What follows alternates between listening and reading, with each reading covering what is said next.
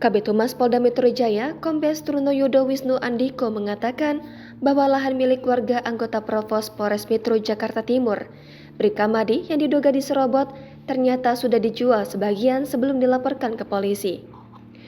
Trunoyodo menjelaskan hal tersebut berdasarkan temuan hasil penyelidikan yang telah dilakukan oleh penyidik Direktorat Reserse Kriminal Umum Polda Metro Jaya.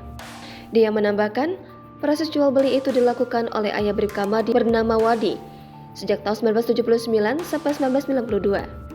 Kala itu, Bribka Madi yang lahir pada 1978 baru berusia 1 tahun. Penyidik kemudian mengidentifikasikan keabsahan AJB tersebut bersama tim Inavis dengan memeriksa keidentikan cap jempol yang tertera di dokumen. Diberitakan sebelumnya, Bribka Madi, seorang anggota Provos yang berdinas di wilayah Polres Metro Jakarta Timur, mengaku diperas rekan supervisinya sendiri. Madi mengungkapkan bahwa dia diminta sejumlah uang oleh oknum penyidik Polda Metro Jaya ketika melaporkan peristiwa penyerobotan tanah yang dilakukan pihak pengembang perumahan pada 2011. Tak hanya diminta sejumlah uang, oknum polisi yang menerima laporan Madi juga diduga meminta tanah seluas 1.000 meter persegi.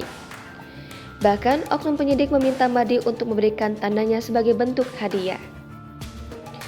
Meski telah bertahun-tahun kasus ini berjalan, hingga kini laporan Madi tak kunjung dilayani. Sementara perumahan tersebut sudah dibangun. Ia pun mengaku bahwa kini dirinya masih ingin memperjuangkan apa yang menjadi haknya.